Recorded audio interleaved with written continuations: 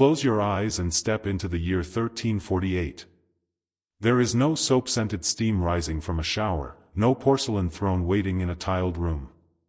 Instead, the air itself feels heavy, thick with smoke, sweat, and something far more dangerous. In this world, staying clean could kill you, and filth might just keep you alive. The morning in medieval England does not begin with comfort. It begins with cold. A thin gray light slips through a narrow window, touching a floor layered with rushes that have absorbed months of spilled ale, scraps of food, and the quiet stains of daily life. The air smells of damp straw and human breath. You rise from your bed fully aware that today, like every day, water is not your friend.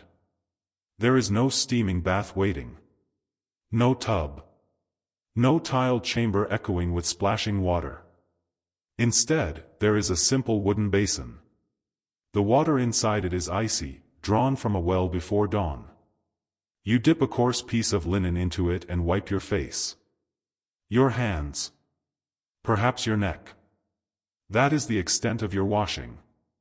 The rest of your body remains untouched. And this is not laziness. It is fear. In 1348, the Black Death stalks Europe like an invisible predator. Entire villages vanish in weeks. Families collapse behind closed doors.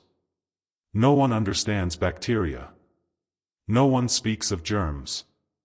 Instead, physicians whisper about miasma, poisoned air that seeps into the body through open pores.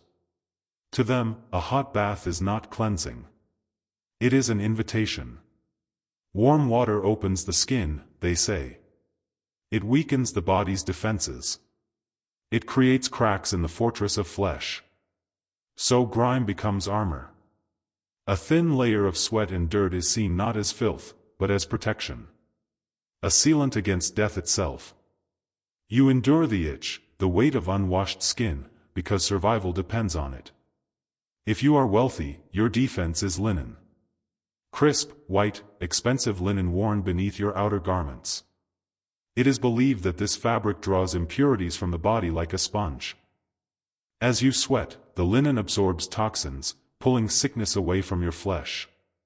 A nobleman may change his undershirt 3 or 4 times a day, confident that the bright edge of white cloth peeking from his sleeves signals refinement and health. He does not bathe.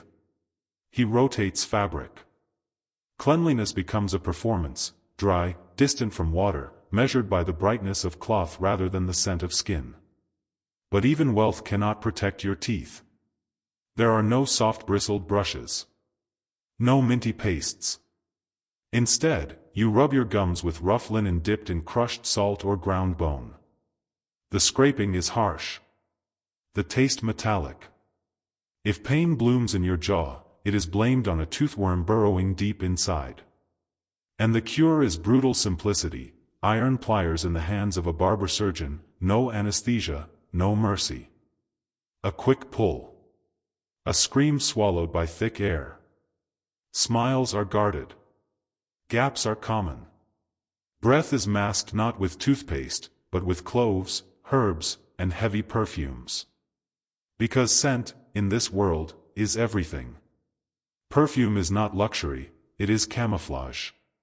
Musk, rose water, and spices are pressed into clothing, dabbed onto skin, woven into daily survival.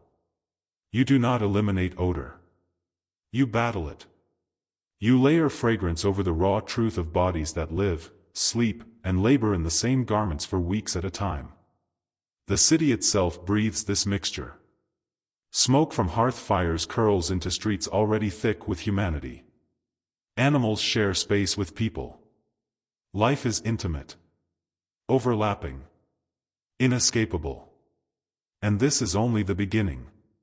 If personal hygiene is a quiet compromise, the management of waste is a thunderous reality that defines every city and castle in England. Step inside a stone fortress, the height of medieval luxury. You might expect marble chambers or hidden plumbing. Instead, you find a narrow alcove built into the castle wall. A wooden seat. A simple hole. This is the garderobe. Below that opening, there is no rushing water. No flush. Only gravity. The waste falls down the outer wall into a moat or a cesspit that grows larger with every passing day. In winter, the cold stiffens the stench. In summer, heat awakens it.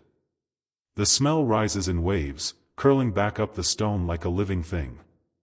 And yet, even here, ingenuity survives. The nobleman hangs his finest velvet robes in this very chamber. The sharp ammonia fumes rising from the waste kill fleas and moths. The toilet becomes a fumigation room.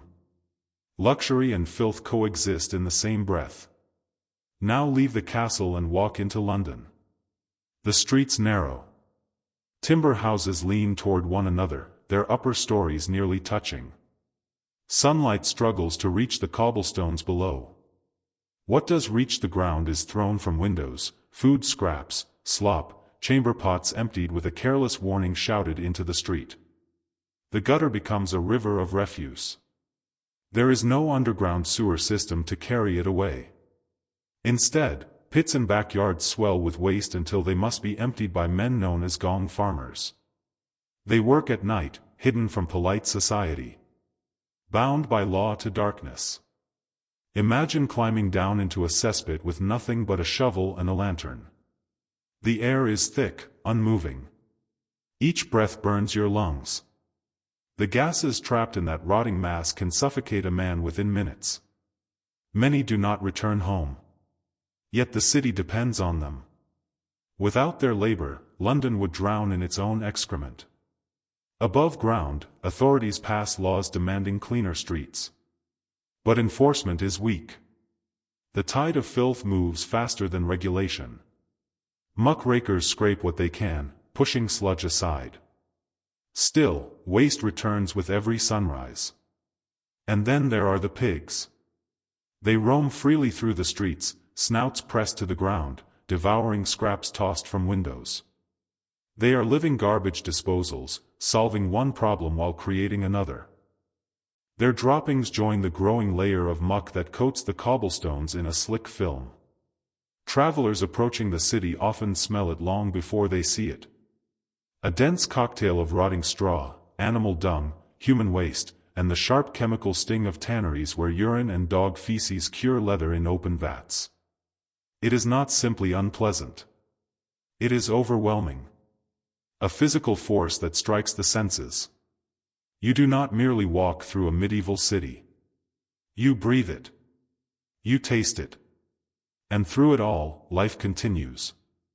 Markets open. Bells ring from cathedral towers. Children run through alleys, weaving between animals and puddles. Humanity adapts. Because there is no alternative. And then comes the question no one from the modern world can ignore. When there is no toilet paper, what happens next? For the wealthy, there are small comforts. Scraps of linen. Soft wool. Fabric sacrificed for relief. But cloth is valuable, and most cannot afford such luxury. For the vast majority, peasants in the fields, craftsmen in crowded towns, the answer lies in whatever nature provides. Moss. Broad leaves. Handfuls of hay. Straw pulled from the very bedding that lines the floor. It is a harsh, imperfect solution. Rough against the skin. Often ineffective. And in a world without consistent hand-washing, the consequences ripple outward. Fingers that are rarely sterilized prepare food. Hands that tend animals break bread. The cycle of contamination never truly ends. Intestinal parasites become nearly universal companions. Worms living quietly within the gut, stealing precious calories from bodies already working at their limit. A blacksmith hammering iron all day may be feeding more than his own strength. A bishop delivering sermons may carry unseen passengers within him. It is a silent tax on every meal. And yet, to look at this world only through the lens of disgust is to misunderstand it completely. These people are not ignorant of suffering.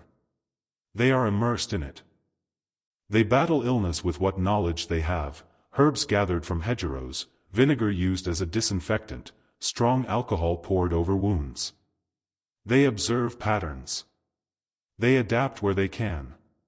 Their immune systems are hardened by constant exposure, forged in an environment that would overwhelm many of us within days. They endure.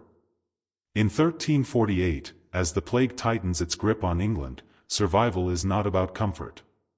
It is about resilience. Clean water is scarce. Infrastructure is primitive. Scientific understanding is centuries away. But civilization still stands. Cathedrals rise toward the sky. Markets buzz with trade. Families love, argue, hope. Dignity exists here, even in the mud. When we look back at medieval England, it is easy to focus on the absence of showers, the lack of toilet paper, the heavy scent of perfume masking sweat. But beneath that surface is something far more powerful, a relentless determination to live. Cleanliness, in that era, is not a simple habit.